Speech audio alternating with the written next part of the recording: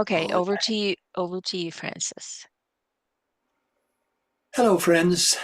Welcome to the 63rd webinar on the Secret Teachings of All Ages by Manly P. Hall. This webinar series is available on makara.us under the subheadings Maury Federation webinars, then webinar series in progress. Previous episodes of this, The Secret Doctrine, and the Treatise on Cosmic Fire series are also available on YouTube. Just do a search for Francis Donald and the webinar you wish to view. You can join any of these webinars on the home page of MoriaFederation.com. Up here in the upper left-hand corner, you'll see the current webinars in progress. Okay, well, this will be our sixth webinar on the chapter entitled The Zodiac and Its Signs. We may finish next time with the seventh, may finish the chapter. We just have to see. We began our last session by taking a look at Max and Augusta Heindel's The Message of the Stars. It's actually a really good book, very esoteric look into the signs, the planets, etc. Here's a quote from the section on Sagittarius, which sign we are now in. Here is the man rising above the animal nature, bending the bow of aspiration and aiming at limitless space, signifying the loftiest longings of that immortal spark of incipient divinity we call the soul. This book also has a detailed and useful description of each planet in various aspects to the other planet. I found its commentary on the aspects to be insightful, accurate for, those who I know anyway. We then took a look at Thomas Inman's Ancient Faiths, which describes the origins of the Piscean Age. Note the fish atop Isis's head engraved on the cover. We then learned about Matsiya, who took the form of a fish in order to save the world from a great deluge.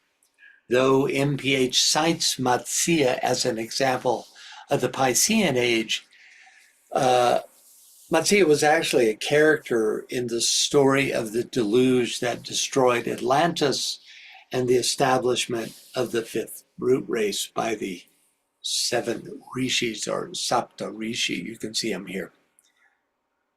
The white-haired ones and the dark-haired ones. We then learned that the word fish is an abbreviation of this whole title, Jesus Christ, Son of God, Savior, and Cross. This is just one of the references that tie the Christ to the fish symbolism of Pisces. Other include Christ as a fisher of men and the eating of fish instead of meat on Fridays. We then move to a study of Aquarius, symbolized by the man with a jug of water on his shoulder, who dispenses the waters of life, spoken of by both the apostles Mark and Luke. Next, we took a look at Aquarius's rulers, noting that in esoteric astrology, Uranus has replaced Saturn as the exoteric ruler. MPH then notes that, quote, there are 2 distinct systems of astrological philosophy. One of them, the Ptolemaic, is geocentric. The Earth is considered the center of the solar system, around which the sun, moon, and planets revolve. He goes on to say, the other system of astrological philosophy is called heliocentric. This posits the sun in the center of the solar system, where it naturally belongs, with the planets and their moons revolving about it. In heliocentric astrology, there are no houses, ascendants, midheaven, lunar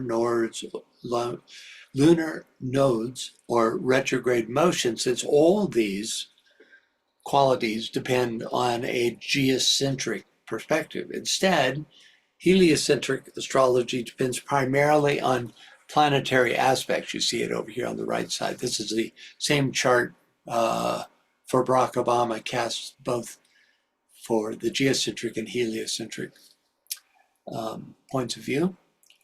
So it's primarily about planetary aspect. For this reason, it's not really practical to use the heliocentric astrology to the exclusion of geocentric astrology, but according to its supporters, when combined with the info gleaned from a geocentric chart, heliocentric astrology provides insights unavailable in geocentric astrology alone.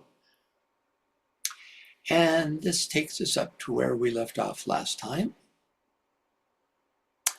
So let's start off with this passage. Could we get a reader, please? I'll start off. Probably the rarest form of Scorpio is that of an eagle. The arrangement of the stars of the constellation bears as much resemblance to a flying bird as to a scorpion. Scorpio, being the sign of occult initiation, the flying eagle, the king of birds, represents the highest and most spiritual type of Scorpio, in which it transcends the venomous insect of the earth. As Scorpio and Taurus are opposite each other in the zodiac, their symbolism is often closely intermingled. Honorable E.M. Plunkett, in Ancient Calendars and Constellations, says the scorpion, the constellation Scorpio of the zodiac, opposed to Taurus, joins with Mithras in his attack upon the bull, and always the genii of the spring and autumn equinoxes are present in joyous and mournful latitudes. The Egyptians, the Assyrians, and the Babylonians, who knew the sun as a bull, called the zodiac a series of furrows through which the great celestial ox dragged the plow of the sun. Hence, the populace offered up sacrifice and led through the streets magnificent steers, bedecked with flowers and surrounded with priests, dancing girls of the temple, and musicians. Philosophic elect did not participate in these idolatrous ceremonial, but advocated them as most suitable for the types of mind composing the massive population. These few possessed a far deeper understanding as the serpent Scorpio upon the foreheads. The Uraeus bore witness. Thank you, BL. Okay, first, probably the rarest form of Scorpio is that of an eagle. The arrangement of the stars of the constellation bears as much resemblance to a flying bird as to a scorpion. Scorpio, being the sign of occult initiation, the flying eagle, the king of birds, represents the highest and most spiritual type of Scorpio, in which it transcends the venomous insect of the earth. So could we get a reader for this passage, please? Yvonne, can you read that for us, please? Scorpio, the scorpion, is often transmuted with Aquila, the eagle, which rises at the same time with Scorpio. They are closely linked in symbolism. Scorpio is the monster of darkness who stings to death and yet preserves and reproduces, symbolizing not only generation but regeneration. As the latter, it is Aquila, the eagle, the bird of the sun, which has conquered the dark side of Scorpio. that adversary that can drag man down lower than the beast, but when transmuted is the eagle of light, which can exalt above the gods. Thank you.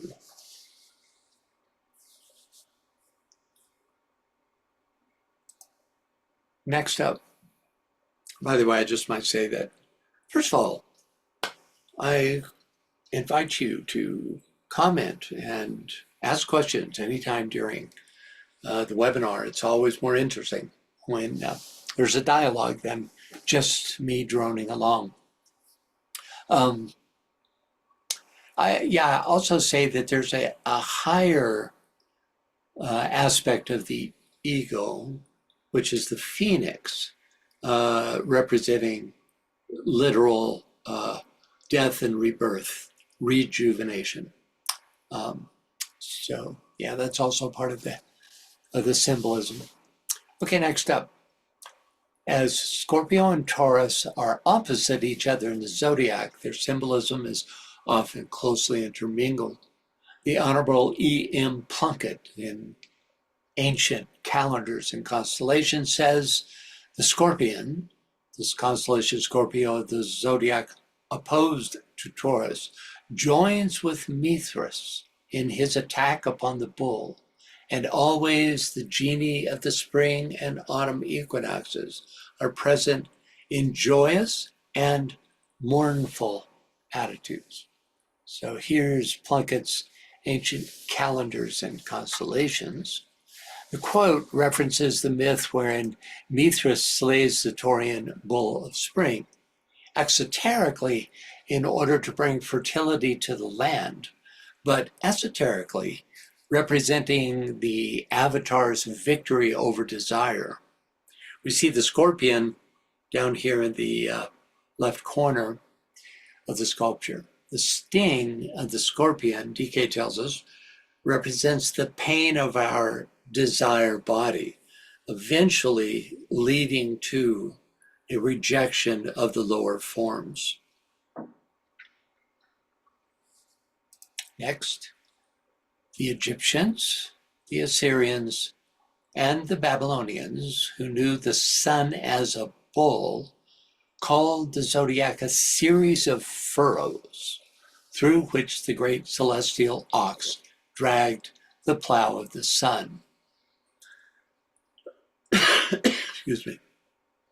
So, given the fact that these three ancient cultures, right, Egyptians, Assyrians, and Babylonians, were all agriculturally oriented, and that they associated the sun with the one and only solar bull, it's easy to see how they might describe the sun's movement as that of a bull dragging a plow through the furrows of the zodiac.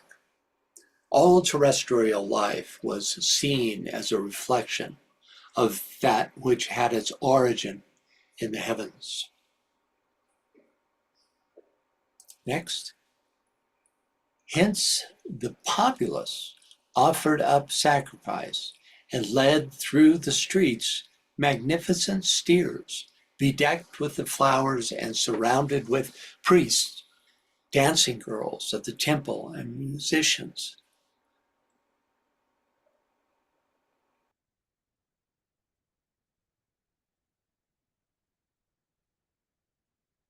Excuse me. So in ancient Greece, animal sacrifices, particularly of steers, were common during religious festivals. These events often included processions where the animals were adorned with garlands and accompanied by priests, musicians, and sometimes dancers. In fact, when I was in India, the sacred, all cows and bulls are considered sacred. And you would often see them wandering the streets bedecked in garlands of flowers. Quite a beautiful sight, really. During the festivals dedicated to Amun or Osiris, sacrificial animals were adorned with garlands and led in processions. The rituals included specific methods for slaughtering animals, such as binding them and slitting their throats with the blood collected and offered to the gods. Okay, next. The philosophic elect did not participate in these idolatrous ceremonials, but advocated them as most suitable for the types of mind composing the mass of the population, in MPH's opinion. But this is just one possible interpretation. In both ancient and modern times, a person's understanding as to the meaning of a ritual varies according to one's spiritual education and place on the path of return. I think it entirely possible that the quote unquote philosophic elect did participate in these rituals, but had an understanding of the symbolism that allowed for a different perspective than that of the general populace. And finally, these few possessed a far deeper understanding, as the serpent of Scorpio upon their foreheads, the uraeus, bore witness. Well, actually, only the pharaoh and certain goddesses bore the uraeus on their forehead, which represents the solar dragon of wisdom and not the scorpionic hydra. It's the higher serpent, not the serpent that has to be overcome, that represents material desires. Any thoughts or questions so far? Yes. Ariane, go ahead, please.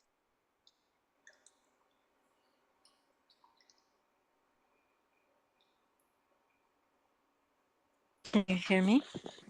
Yes. Yeah, go ahead. Yes. Can you? Thank you.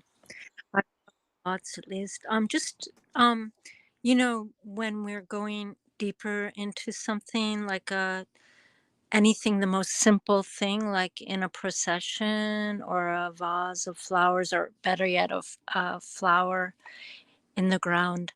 We see the grandeur in the most simple things. And I would agree with you, Francis, about that the way one experiences something is really dependent on the level of being that a person has. But I wanted to go back and talk about the eagle. It's the symbol of many nations in the world. The US, Russia, Nazi Germany. Also, it's a symbol, the scorpionic symbol for the Mayans. You see like a bird arising out of a serpent tail. So it seems like many nations understood the potential, and yet it's related to this lower idea of the Scorpio, which is part of each individual's spiritual challenge, and that um, as we evolve, there needs to be a goal not to bite other people, not to sting, not only with our words, but our thoughts, and even eventually with our emotions, that we don't permit any expression of, that doesn't mean that we're not critical or discerning, but it would be the lower scorpionic nature. And we can see that, for instance, the US, which is very much about projecting our fears and aggression onto other nations, that and then biting and attacking, pillaging, those kind of things, because our unbridled desires are not met, our cost or standard of living, whatever that we think is an entitled thing of ours, that when that's transmuted, the soul of the US could emerge, that the eagle, which is really a symbol of the soul, I think, in all these nations that we're aspiring to, not only as individuals, but as a soul. And when the soul of America comes to take precedence over the personality of this nation, then we will be a true democracy and have a different kind of beneficent effect on other nations. And so some of us are literally waiting for that. It's not just a symbol or an idea. We don't know if it will happen our lifetime, but we're working towards that in a practical way. What does that mean? Not only on the individual level, not to express negativity and to submit to something higher, to make our life an offering, you know, but also what does it mean in the life of a nation? That's it. Sorry, I was muted. So first of all, the idea of the eagle as connected with Scorpio has a lot to do with the concept of lifting the hydra out of the swamp into the air, which is the abode of the eagle. So on an abstract level, the eagle represents, Buddhic consciousness, that place that where the personality entrains itself to the soul. It occultly dies, right? Because it finds nothing in that higher environment that can sustain it. So that's the esoteric meaning behind, both the eagle and the phoenix, which rises into the air. And of course, the phoenix adds the element of fire, which is purificatory, also very much connected with Scorpio. You had some great comments about the nations and the U.S. and, right now, instead of seeing it, I should say, expressing the eagle in terms of the, you could say, higher mind and the higher possibilities that the eagle represents, that there is a kind of a prey-oriented association with the eagle. I think it was Benjamin Franklin that was totally against choosing the eagle. He wanted to choose the turkey for the national emblem because he felt it was much more humble. And he gave a whole list of reasons of why the turkey was ultimately a more noble creature than the eagle. But, careful what you choose for your symbol because you're likely to live up to it, right? Thank you for that, Ariane. Anyone else? Okay, next up, let's see, where am I here? Oh, yeah.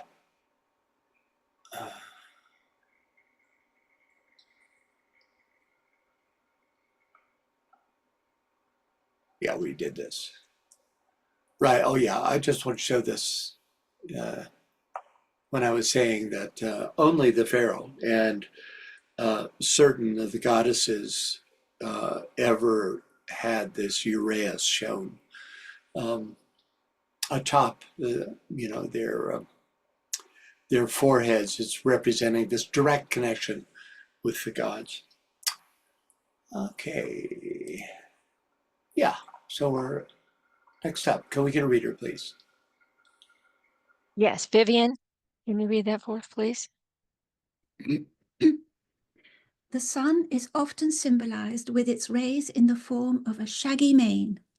Concerning the Masonic significance of Leo, Robert Hewitt Brown, 32 degrees, has written, on the 21st of June, when the sun arrives at the summer solstice, the constellation Leo, being but 30 degrees in advance of the sun, appears to be leading the way, and to aid by his powerful paw in lifting the sun up to the summit of the zodiacal arch. 3 stars. This visible connection between the constellation Leo and the return of the sun to his place of power and glory at the summit of the royal arch of heaven was the principal reason why that constellation was held in such high esteem and reverence by the ancients. The astrologers distinguished Leo as the sole house of the sun and taught that the world was created when the sun was in that sign. The lion was adored in the East and the West by the Egyptians and the Mexicans. The chief druid of Britain was styled a lion. That's from Stellar Theology and Masonic Astronomy.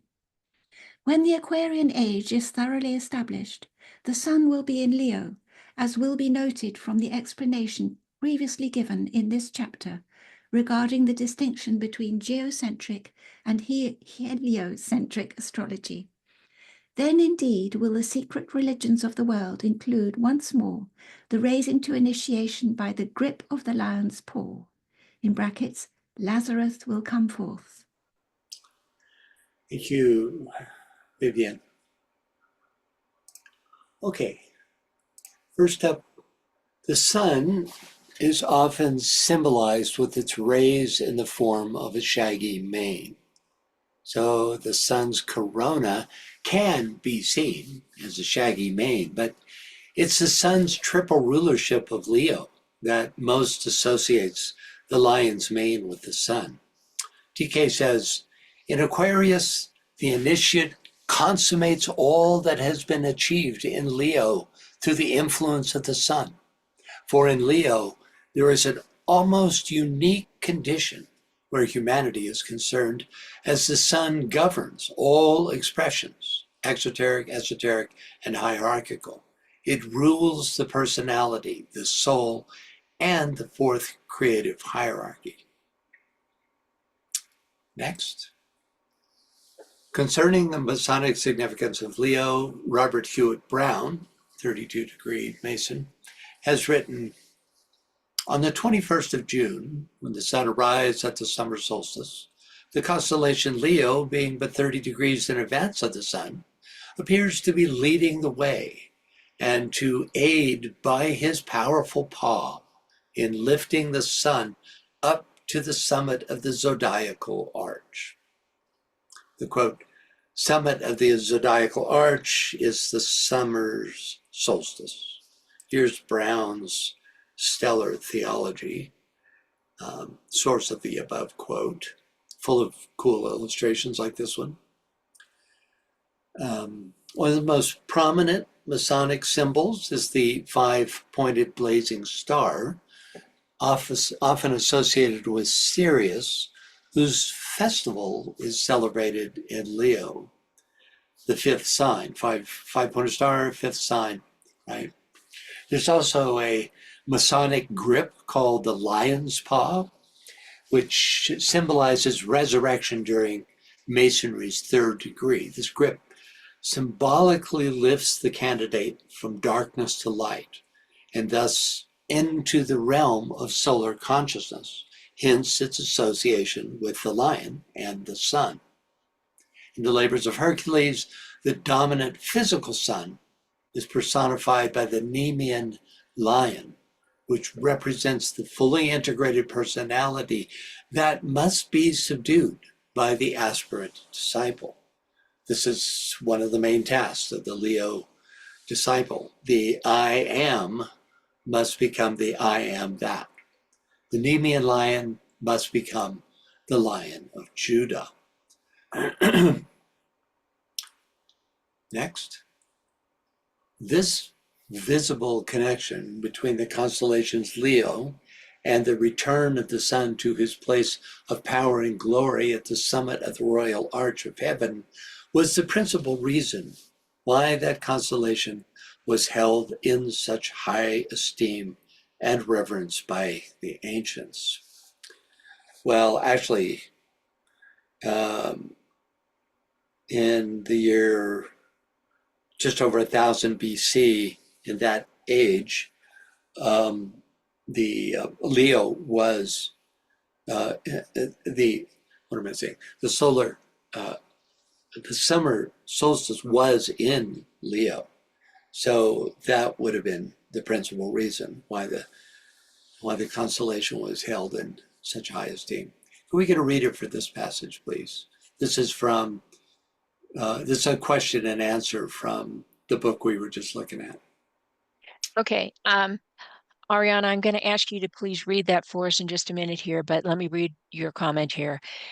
She says, among shamans, the eagle or hawk is not only experienced as all seen, but is loving, bestowing higher consciousness and protective. Yeah, nice comment. Yeah, it's a symbol. Wings in general and is a symbol of the second principle. You know, we move from astral to Buddhic consciousness in our passage, and that's what the bird life in general symbolizes. Okay, go ahead. Yes, the thunderbird over the heart. So, yes, I just can't say it enough. I hope everyone here experiences it personally. It will change your life. So this says, question, why are there three great zodiacal points which support the royal arch of heaven also emblematic of wisdom, strength, and beauty? Answer. At the time of the building of King Solomon's temple, or about 1004 BC, the celestial equator cut the ecliptic at about 10 degrees of the constellation Aries. At that period, the constellation Leo was therefore near the solstitial point and summit of the zodiacal arch.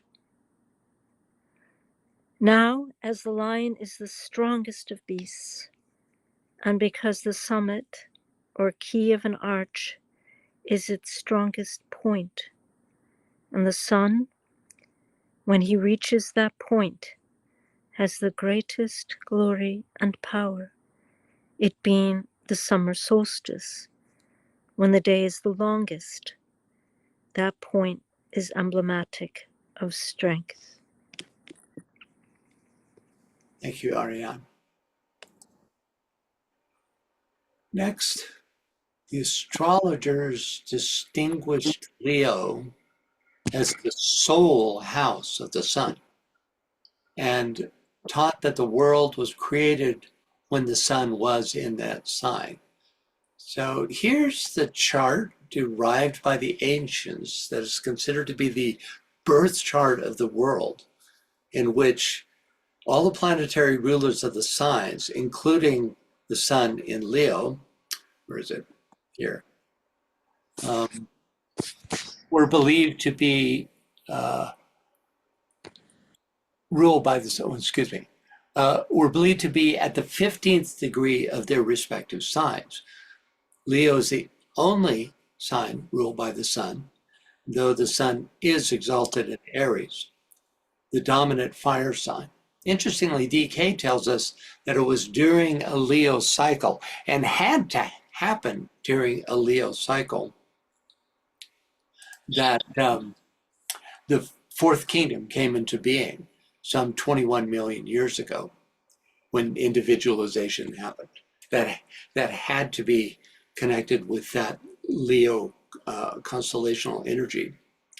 And that could also be interpreted as the creation of the world. Just a moment. Okay. All right. Next, the lion was adored in the East and the West by the Egyptians and the Mexicans. The chief druid of Britain was styled the lion. And that's, again, from stellar theology. So in ancient Egypt, we see the lion in both the Sphinx and the lion-headed goddess Sekhmet, both described here by Joseph Campbell. Could we get a reader, please? Yes. Martha, can you read that for us, please? Yes. In the early mythologies of the moon bull, the sun was always conceived as a warlike, blazing, destructive deity. And in the fierce heat of the tropics, it is indeed a terrible force, well likened to a lioness or to a pouncing bird of prey. Whereas the moon, dispenser of the night dews by which the world of vegetation is refreshed, represents the principle of life, the principle of birth and death that is life. Symbolically, the moon bull, like all living things, dies and is reborn. And whereas on the one hand, its death is a function of its own nature, on the other hand, it is brought about by the pounce of the lioness or of the solar bird of prey. So that the solar bird or lioness actually is only an agent of a principle of death that inheres already in the nature of life itself. Hence, the sun must be conceived to be a manifestation of only one aspect of the life-death principle, which is more fully symbolized in the moon. In the moon bull attacked by the lion, Sekhmet is a manifestation, therefore, of one aspect of Hathor, and whereas Ptah, in his creative phallic aspect, sends his moonbeam to fertilize a cow, the animal of Hathor, and thus generates the moon bull, in his punitive, death-dealing pharaonic aspect, his consort is Sekhmet. His son by Sekhmet is the ruling pharaoh, symbolized in the human-headed, lion-bodied sphinx, among the pyramids wherein the Osiris bodies of the pharaoh silently reside. From the Masks of God, verse 2, page 91. Thank you, Martha. So the idea here is that the two are essential to each other. It's the fundamental duality of life and death. And in these Mediterranean cultures where the sun was so fierce, then the lion and the eagle were seen as representing that relentless quality of the sun, and that was ascribed to Leo, just as Taurus and the cow was ascribed to the watery aspect into the spring equinox. Okay. Francis? Yeah. Sorry. Ariane wants to know, 21 million years ago, was that when the Sphinx was actually created? No. We don't know when the Sphinx was the Sphinx of the pyramids. There's a lot of speculation about when both of those were created. Edgar Cayce puts the pyramids at 10,600 years ago. The Sphinx has a lot of obvious sea salt deposits in it, which modern archaeologists can't fit into their scheme of when the Sphinx was built. But if indeed it was, if it was in existence during the last ice age, that would be one reason that you would have those deposits, putting it also at a great antiquity, but not that level of antiquity, because you're now talking about geologic periods when you're talking about 21 million years ago, and really nothing from that ancient time survives. Also, there was no humanity as yet with enough monastic development to build such a monument. Okay. Finally, we have, when the Aquarian age is thoroughly established, the sun will be in Leo, as will be noted from the explanation previously given in this chapter regarding the distinction between geocentric and heliocentric astrology. Then indeed, will the secret religions of the world include once more the raising to initiation by the grip of the lion's paw. Lazarus will come forth. So again, we have MPH's peculiar understanding of the sun being in the opposite sign of what it actually is in, though it must be said that the theme of self-identity, which characterizes both Leo and Aquarius, will come to the fore during the Aquarian age. In other words, Leo will be prominent during the time of the Aquarian age, and it's always the case. The two signs on an axis are have a theme and they are interactive, and the representing and the bringing forth of the that theme that they represent. In the case of Leo and Aquarius, it's this theme of identity. In Leo, it's individual identity, which eventually gives way to group identity, which is highlighted in Aquarius.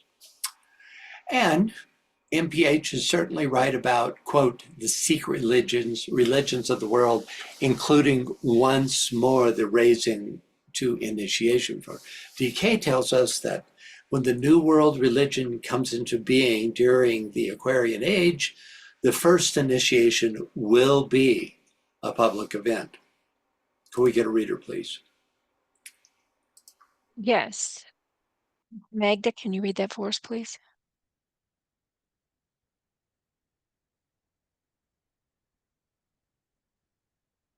Magda? Do you hear me? Yes, now. In the new world order, spirituality will supersede theology. Living experience will take the place of theological acceptances. The spiritual realities will emerge with increasing clarity, and the form aspect will recede into the background. Dynamic, expressive truth will be the keynote of the new world religion. The living Christ will assume his rightful place in human consciousness and see the fruition of his plans, sacrifice, and service. But the hold of the ecclesiastical orders will weaken and disappear. Only those will remain as guides and leaders of the human spirit who speak from living experience and who know no creedal barriers. They will recognize the onward march of revelation and the new emerging truths.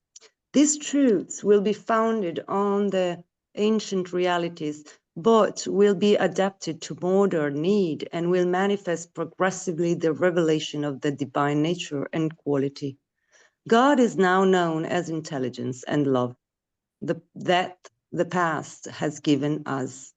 He must be known as will and purpose, and that the future will reveal. Amen. So mote it be, right? Sooner rather than later. Thank you, Magda. Okay, before turning the page in this big folio edition, which we're following, let's take a look at the illustration at the center of page 55, which depicts the circular zodiac of Dendera. Here's the fold-out map of that zodiac, but we'll use this image since it is easier to make out the figures as we read along. So we'll just start with a general reading of this, and then we'll go through it. Reader, please. Well, I was going to call on Joe, but I don't see her here. So let's go with Nadel, please.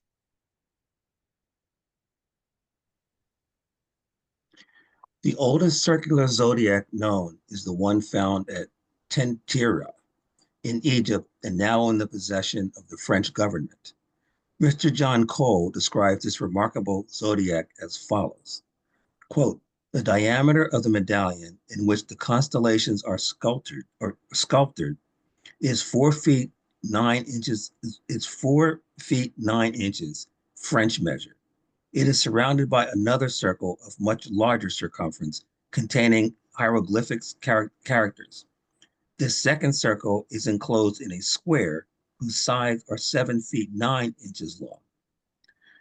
The asterisms constituting the zodiacal constellations mixed with others are represented in a spiral.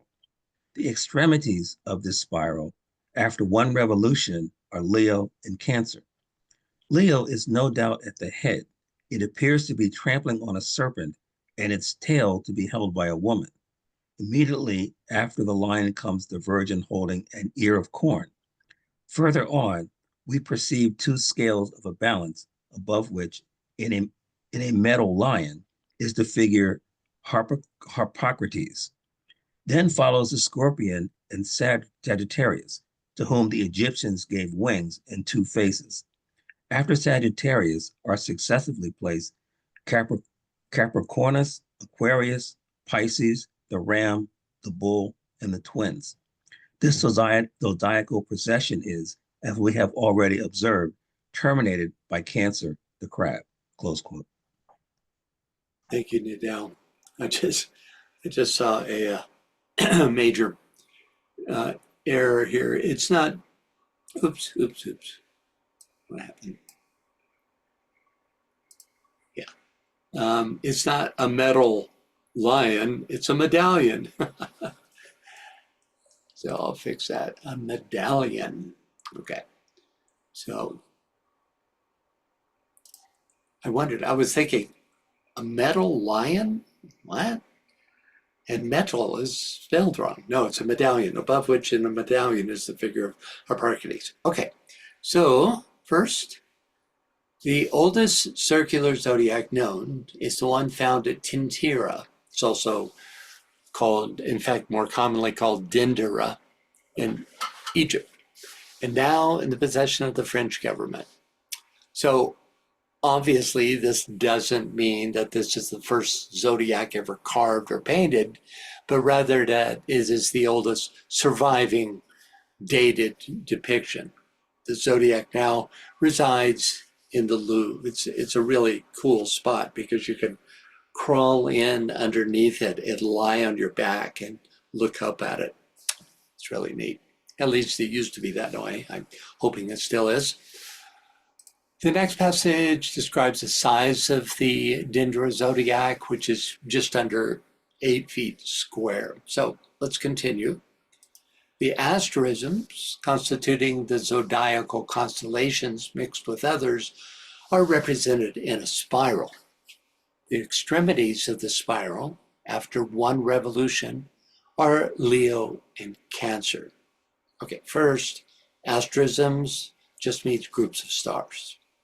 So it took me a while to figure it out, but here's the spiral of the 12 zodiacal constellations, beginning with Leo at bottom right, the outermost point of the spiral, which is the first sign after the summer solstice, then gradually moving inward and clockwise to Virgo. So here we have Virgo. Oh, here's Leo. And then Virgo, Libra, Scorpio, Sagittarius. And remember, as we're going through these, that these are the oldest known depictions of these symbols for the signs. Capricorn, Aquarius, Pisces, Aries, the only sign outside the path of the spiral, then Taurus, Gemini, and finally Cancer at the innermost point of the spiral, directly above Leo, the initiating point of the spiral. So yeah, I looked far and wide to find the best images I could for these zodiacs because they really represent the first depictions, and you can see some were just not so great, very difficult to find. Others like this one were pretty good. Okay. Francis? Yeah. Oh, sorry. Vivian wants to know, in the sentence that talks about this, it gives the dimensions in feet and inches, and it says in French measure. I don't know why they said that. You know, how that's very bizarre. Oh, I can't go back there. Yeah, it said, I think, 7 foot 6 inches in French measure. So maybe what he means is that he's translating it from the metric system. That would be my guess, because there's no, as far as I know, there's no feet and inches that is particular. There's no version of feet and inches that is particular to French measure. I think he just must meant it was translated from the metric system. Okay. Yeah, Nadell. Can you go back to the larger blow up of this particular picture? Well, this Back is one, I think. Where oh, it back was, one. Oh, sure, absolutely. no, not that. Okay. Yeah, there. Now, Okay. Yeah. if I'm looking at this correctly, it looks as though this is going clockwise around the zodiac, Right. but yet the symbol, but aren't the various constellations going the other way? Well, It's like they're it look odd because here, for instance, Aquarius is upside down, but yes, traveling counterclockwise. Isn't that interesting? Yeah. Let's see if that's yeah. It seems to be true across the board. You can't really tell with Cancer, but certainly as we go, you can't tell much about Pisces. Let's see here with but Capricorn. like if you were going from Aries to Taurus to Gemini, that would be the counterclockwise under sort of decay, wouldn't it be? Sort of the reversed wheel. Right, that would be the path of the initiate, one who's reversed himself on the wheel in Libra, moves counterclockwise through the zodiac as the signs themselves move.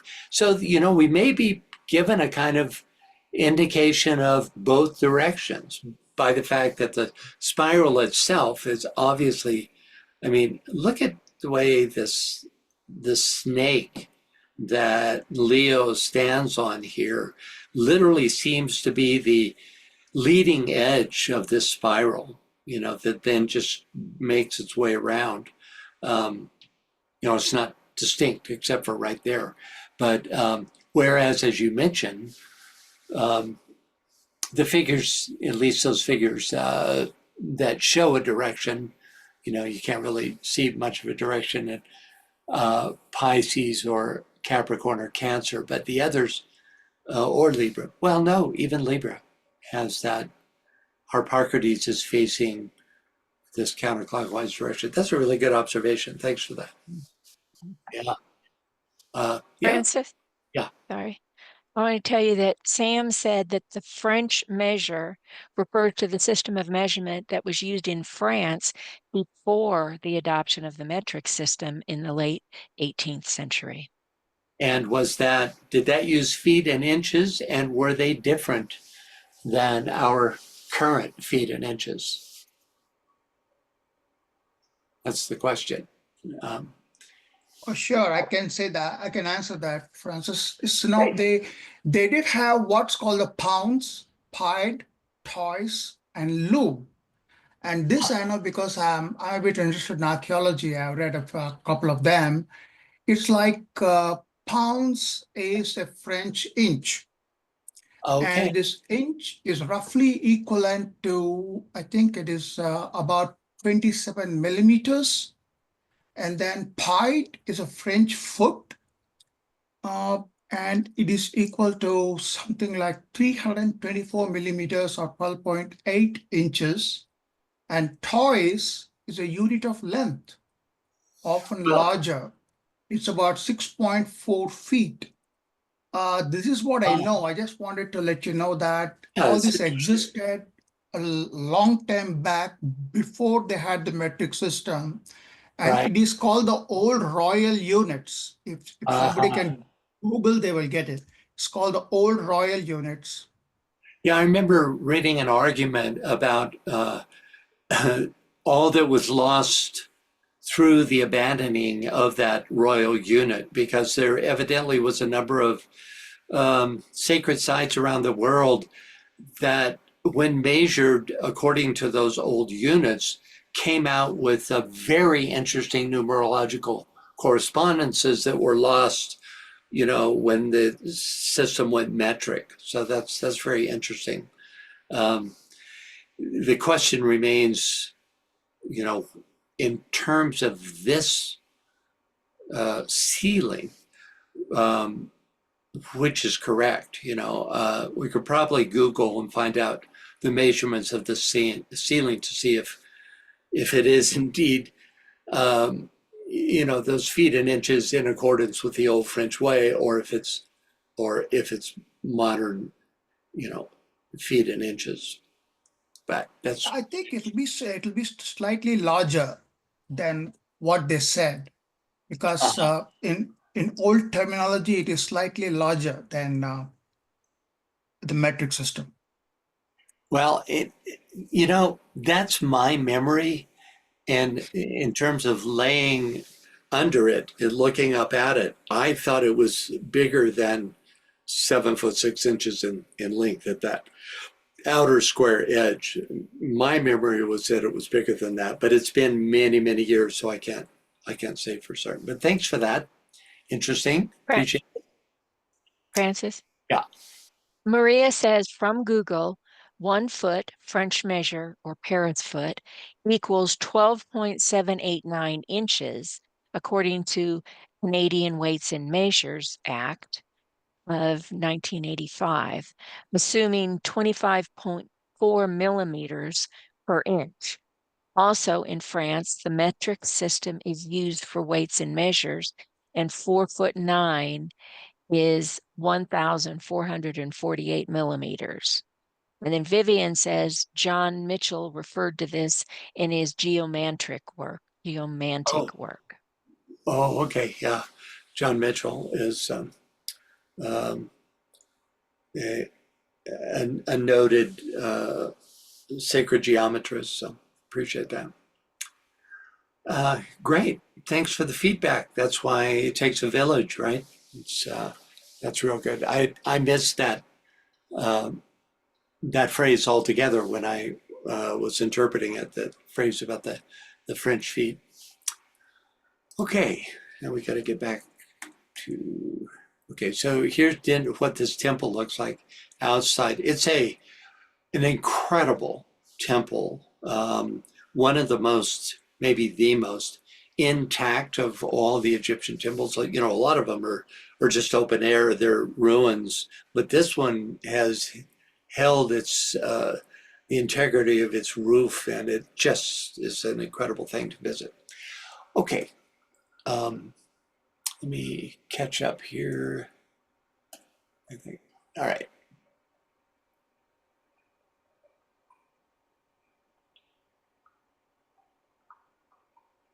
Okay, here we go. So Leo is no doubt at the head. It appears to be trampling on a serpent, and its tail to be held by a woman. So you could see the woman holding the lion's tail here at left. This might be a reference to Virgo Leo as a combined sign, right? Because we're taught that at one time there were 11 signs, and the sign, the combined sign was Virgo Leo, which is usually associated with the Sphinx, which has a lion's body and a woman's head. Sekhmet, interestingly, has a lion's head and a woman's body. Both may refer to that combination of signs. And so you might have something like that also here. Again, to Nadel's point, this would even have more of an indication of direction, because if Virgo is holding on to the lion's tail, now that would be a clockwise direction. It's not correct. Oh, now I'm all mixed up. Seems to me it would be, because that would put Virgo moving into Leo. So yeah, but there's certainly an association established between these two signs. The holding the tail might also suggest sole control of the personality, a kind of variation on the 8th arcanum of the Bodha Tarot, which shows us this type of control. If the lion is trampling the serpent, it would be the serpent Apophis, which represented the lower appetites in ancient Egypt. But it looks to me more like the lion is striding or riding on the serpent, suggesting alignment with and guidance through solar wisdom, right? The same wisdom that guided the pharaohs through the Uraeus. The shape of the serpent might also be a subtle hint as to the existence of the spiral with the serpent's head. You can see here's the serpent's head, representing the spiral's leading point. So you can see here, it just continues right into this spiral that goes around. Who knows? Next, immediately after the lion comes the virgin, holding an ear of corn.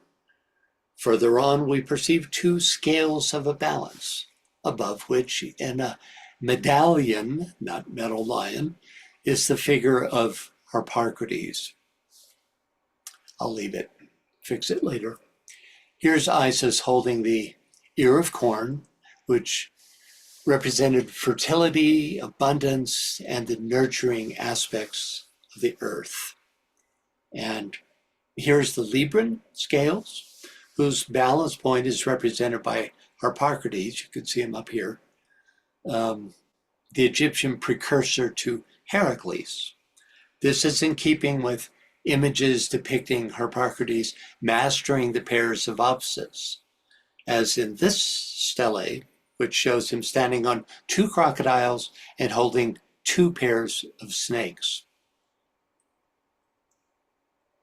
Next, then follows the Scorpion and Sagittarius, to whom the Egyptian gave wings and two faces. So here's the Sagittarian rider on what looks like a winged horse. I couldn't find a very good image from the zodiac of Dendera, but this bas-relief from the Temple of Hathor has the same motif. In this image, the second backward-looking face is that of a lion, suggesting a Sag-Leo combination, maybe, or possibly the backward-facing lion represents personality control.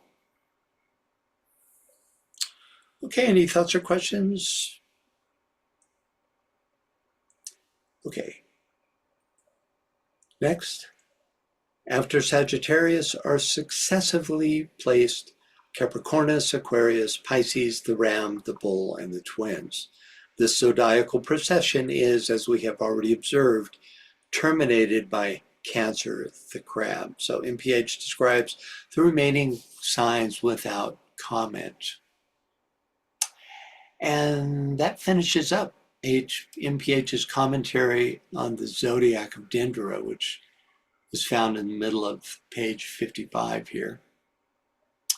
Any final thoughts or questions on this? I was very happy to be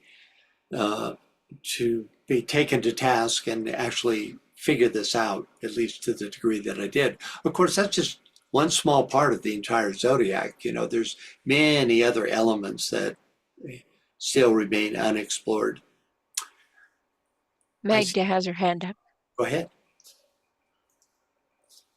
Yes, we can notice that in this aurum section, we can read this image in a centripetal force, meaning from outside toward inside, toward the center, or which would be the profane direction.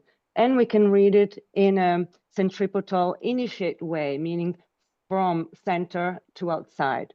But then we can read this also in other two ways, in a centrifugal force, which is from the inside to the outside, in the initiate direction and in the profane direction. Yeah. So, yeah, and then you can put all the signs with all the characteristics that you know, put together with this scheme. And also the Gendera zodiac is very interesting for the numbers, because the numbers key are 12, 8, 24, and 72, because 12 are the beings outside of the center, then 8 are the directions, 24 are the arms, 72 are the celestial bodies. Okay. So this is the how it structures the number wise, how it structures our celestial logos of our galaxy.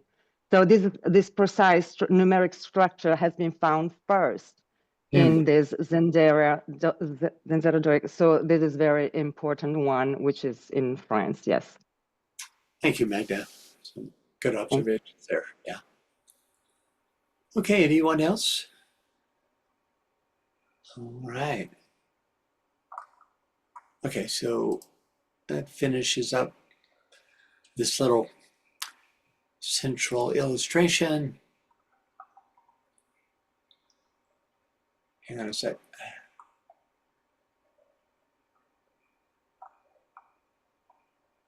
All right. Next, we turn to page 56 up here in the folio edition. Can we get a reader for this, please? Sam, can you read that for us, please?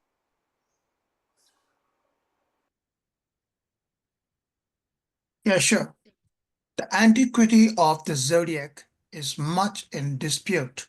To contend that it originated but a mere few thousand years before Christian era is a colossal mistake on the part of those who have sought to compile data concerning its origin. The zodiac necessarily must be ancient enough to go backward to that period when its signs and symbols coincided exactly with the positions of the constellations, whose various creatures in their natural functions exemplified the outstanding features of the sun's activity during each of the 12 months. One author, after many years of deep study on the subject, believed man's concept of zodiac to be at least 5 million years old. In all probability, it is one of the many things for which the modern world is indebted to Atlantean or the Lemurian civilizations.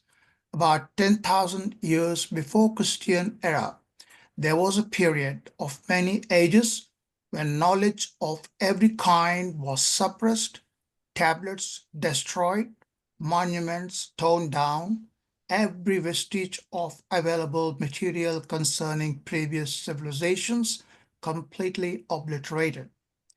Only a few copper knives, some arrowheads, and crude carvings on the wall of the caves bear mute witness to those civilizations which preceded this age of destruction. Here and there, a few gigantic structures have remained, which, like the strange monoliths on Easter Island, are evidence of lost art and sciences and lost races. Thank you. Come in, grand letter. It's all right. Okay. First, the antiquity of the zodiac is much in dispute. To contend that it originated but a mere few thousand years before the Christian era is a colossal mistake on the part of those who have sought to compile data concerning its origin. Historically, the oldest, meaning artifacts, the oldest known reference to the concepts of the zodiac come from the Babylonian Venus tablet of Amisa Duca from 1700 BC, two 70 Sumerian tablets on astrology called Enuma Anu Enlil, and three the 15th century BC Vedanga Jyotisha, one of the earliest known Indian texts on astrology. Of course, we know from the Ageless Wisdom teachings that these sources are just the surviving copies of much earlier sources brought from Atlantis by the progenitors of the Aryan root race. Also, the fact that, for instance, there are 70 tablets on astrology, that doesn't mean that astrology was invented as a result on these tablets or through these tablets. It just happens to be an artifact that has survived. Same thing with this Jyotisha Vedic system of astrology, which we know goes back thousands and thousands of years. It just so happens that the paper that it was written on, that the oldest one we've been able to date is, again, about 1500 BC. Okay, next. The zodiac necessarily must be ancient enough to go backward to that period when its signs and symbols coincided exactly with the positions of the constellations whose various creatures and their natural functions exemplified the outstanding features of the sun's activity during each of the 12 months. So 2 ideas here. First, the quote, period when its signs and symbols coincided exactly with the positions of the constellations, references the various ages, such as the Aryan, Taurian, and Piscean ages. Second,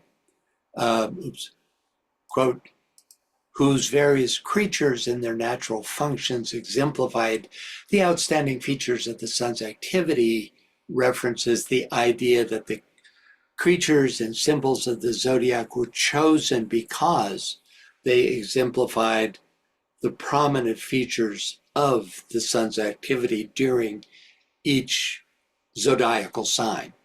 For example, the sheaf of wheat held by Isis represents the harvest, which took place in the sign of Virgo. Next, one author, and actually I have more to say on this whole idea.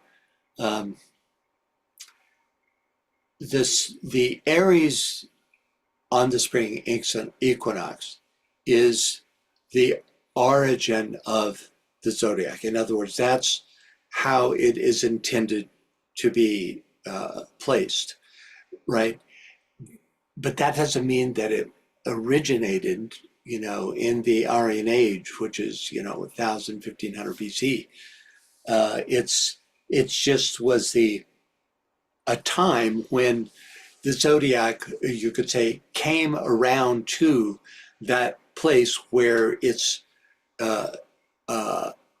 archetype was once again represented. Okay. All right. Next up, one author, after many years of deep study on the subject, believed man's concept of the zodiac to be at least 5 million years old. In all probability, it is one of the many things for which the modern world is indebted to the Atlantean or the Lemurian civilizations. Yeah, it'd be nice to know the identity of the author that MPH here cites as one author. At any rate, 5 million years ago takes us back to the middle of the Atlantean root race. My understanding is that astrology, which in truth is as old as the Earth scheme, was reintroduced by the hierarchy when humanity had developed the monastic principle enough to understand it, to make use of it. And it's been developing ever since. I would put that definitely in the Lemurian age, where it was initially introduced, because they were, initiates that incarnated both in Lemuria and Atlantis that introduced these ageless wisdom concepts to the inhabitants of those civilizations. Francis, Next, yeah. Sorry. Ariane says, during Atlantean epoch, the masters walked the earth, helping men, until the minority abused their power and intellect, until there was the Great War 98,000 years ago, when Atlantis was destroyed. The masters are only returning now. Yeah, that's exactly right. We actually did about 5 webinar sessions on Atlantis where all of this was covered. So you could go to YouTube or to Makara. Makara, thanks, I blanked it, to makara.us and, take a look at these sessions if you're interested. We got into it pretty deep. It's been a while. Okay, anyone else? Okay, about 10,000 years before the Christian era, there was a period of many ages when knowledge of every kind was suppressed, tablets destroyed, monuments torn down, and every vestige of available material concerning previous civilizations completely obliterated. Only a few copper knives, some arrowheads, and crude carvings on the walls of caves bear mute witness of those civilizations which preceded the age of destruction. Well, actually, there is no archaeological evidence to support the idea that there was a deliberate, widespread destruction and suppression. But in a way, there didn't need to be, because according to Edgar Cayce, whose views are supported in Plato's Timaeus, a deluge, which destroyed the last remnants of Atlantis, did happen about 10,500 years ago. And there was, as Ariane mentioned, earlier deluges that took out earlier subraces of Atlantis and of Lemuria. And finally, here and there, a few gigantic structures have remained, which, like the strange monoliths on Easter Island, are evidence of lost arts and sciences and lost races. So let's take a look at this excerpt from the second volume of the Secret Doctrine on the monolithic statues of Easter Island. Can we get a reader, please? Okay, but hold on just 1 minute. Vivian says, it may be interesting to look up the Bosnia Pyramid of the Sun, discovered by Sam Osmanagic. She says, if spelled correctly, and I probably butchered it. But anyway, the Bosnia Pyramid of the Sun might be interesting, is what Vivian is saying. Yeah, I've heard that. I've looked at pictures, and that would be an example of, one of these really ancient artifacts. Okay, thank you. Marguerite, can you read for us, please? Sure. The Easter Island relics are the most astounding and eloquent memorials of the primeval giants. They are as grand as they are mysterious, and one has but to examine the heads of the colossal statues that have remained unbroken on that island to recognize in them at a glance the features of the type and character attributed to the fourth race giants. They seem of one caste, though different in features, that of a distinctly sensual type, such as the Atlanteans, the Daityas, and Atalanteans are represented to have in the esoteric Hindu books. Compare these with the faces of some other colossal statues in Central Asia. Those near Barmian, for instance, the portrait statues tradition tells us of Buddhas belonging to previous manvantaras, of those Buddhas and heroes who are mentioned in the Buddhist and Hindu works as men of fabulous size, the good and holy brothers of their wicked co-uterine brothers, generally as Ravana, the giant king of Lanka, was the brother of Kumbhakarna, all descendants of the gods and the rishis, and thus like quote, Titan and his enormous brood, end quote, all quoted heaven's firstborn. These Buddhas, though often spoiled by the symbolical representation of the great pendant ears, show a suggestive difference perceived at a glance between the expression of their faces and that of the Easter Isle statues. They may be of one race, but the former are, quoted, the sons of gods. The latter the brood of mighty sorcerers. All these are reincarnations, however, and apart from unavoidable exaggerations in popular fancy and tradition, they are historical characters. Thank you, Marguerite. Any thoughts or questions? Francis? Yeah. Yes, we have several. Ariane says, so is it true that huge statues of the pharaohs are much older, with these statues of Ramses, etc., are much older, with Ramses merely carving his own name, like graffiti, on these colossal statues? It's one theory. You know, their stone is difficult to date unless there's sea residue or wood fragments embedded in the stone somehow. And archaeologists believe that all of these come from, you know, no earlier than, say, 3,000-4,000 BC, where they placed the first dynasty, whereas Theosophists and alternate thinkers place all of these at much earlier, in much earlier stages. So, you know, that idea that these could be early statues that Ramses simply, you know, signed is evocative.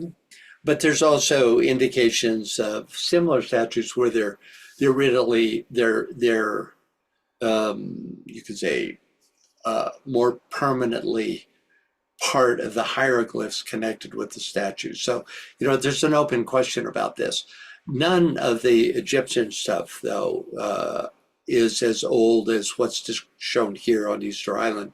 This is considered to be a relic of the Lemurian times, you know, not even the Atlantean, but like one of the few surviving relics of Lemuria, because, you know, it's said that Easter Island wasn't covered by the deluge that destroyed Atlantis. So, any other thoughts? Magda says also, inside the 3-dimension, the circle of the zodiac, there is time, space, movement, death. Outside, there is none of it. It symbolizes the way Egyptians represented the numeric structure of everything. Interesting. Yeah. Okay. Next up, could we get a reader, please? And Veronica, can you read that for us, please?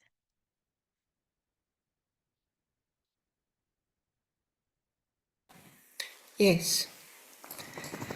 The human race is exceedingly old. Modern science counts its age in tens of thousands of years, occultism in tens of millions. There is an old saying that Mother Earth has shaken many civilizations from her back, and it is not beyond reason that the principle of astrology and astronomy were evolved millions of years before the first white man appeared. The occults of the ancient world had the most remarkable understanding of the principle of evolution. They recognized all life as being in various stages of becoming. They believed that grains of sand were in the process of becoming human, in consciousness but not necessarily in form, that human creatures were in the process of becoming planets, that planets were in the process of becoming solar systems, and that solar systems were in the process of becoming cosmic chains, and so on ad infinitum. One of the stages between the solar system and the cosmic chain was called the zodiac. Therefore, they taught that at a certain time, a solar system breaks up into a zodiac. The house of the zodiac becomes the thrones for 12 celestial hierarchies, or as certain of the ancient states' 10 divine orders. Pythagoras taught that 10, or the unit of the decimal system, was the most perfected of all numbers, and he symbolized the number 10 by the lesser tetractys, an arrangement of 10 dots in the form of an upright triangle. Thank you, Anne Veronica. Thank you. First, the human race is exceedingly old. Modern science counts its age in tens of thousands of years, occultism in tens of millions. There's an old saying that Mother Earth has shaken many civilizations from her back. And it is not beyond reason that the principle of astrology and astronomy were evolved millions of years before the first white man appeared. So the Master DK places individualization at 21,600,000 plus years ago, which is when the solar angels overshadowed Animal Man and thus ushered him into the fourth kingdom in nature, the first truly human kingdom. But that's just on this globe. The fact that a number of disciples, including the Buddha, were initiated on the moon chain in and of itself, extends humanity's existence back to inconceivably distant time. Next. The occultists of the ancient world had a most remarkable understanding of the principle of evolution. They recognized all life as being in various stages of becoming. They believed that grains of sand were in the process of becoming human in consciousness, but not necessarily in form. That human creatures were in the process of becoming planets. That planets were in the process of becoming solar systems, and that solar systems were in the process of becoming cosmic chains, and so on ad infinitum. So the discipline most aligned with the evolutionary process here described by MPH is Theosophy. But the ancient Hindus, Buddhists, Gnostics, and Neoplatonists all believed in some form of evolutionary path made possible through reincarnation, though these disciplines vary significantly in the details of this process. But DK teaches very definitely that a version of what's said here, not in the exact precise language, but a version of what's said here. Any thoughts? Okay. Next up.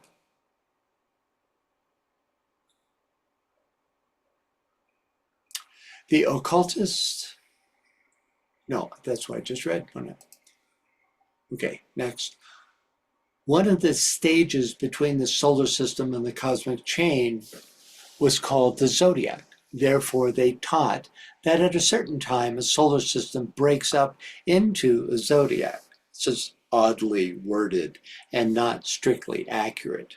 DK tells us that our solar system is a chakra in a cosmic logos made up of 7 solar systems, and that this 7-fold unit forms a center in, or part of a center in, the one about whom not may be said. So this gives us a template to determine the higher path of becoming for solar logoi.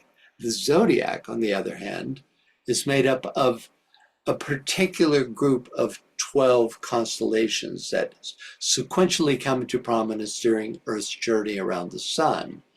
Some of these 12 have a number of prominent stars, others not so much, but all include a group of lesser stars. It seems to me that there would be a number of intermediate steps between the consciousness of a single solar logos and that of the lord of a zodiacal constellation. And that's gonna do it for today. Could we get some dates for coming events? No, that's secret. Okay, sorry All guys. right. Okay. Let me see. What do we have? The next thing on your agenda is TCF on Friday the 13th. Friday the 13th. And then the Secret Doctrine on Sunday the 15th. And then the next Secret Teaching of All Ages is going to be on, oops, whatever January is. Oh, the 5th of January. That's it. That's it. Yeah. And also in there is the pre-full moon. I think it's on the 14th, isn't it, of December? Yes, I believe so. Right. Okay. Tuia is sending out the announcements for that, and it should be on the December calendar. So we've been able to nicely avoid the holidays, you know, in terms of like having webinars on Christmas Eve or something. So, okay, thank you all. Look forward to next time with you, which will be Treatise on Cosmic Fire on Friday the 13th. See you then. Thank you, everybody. Goodbye.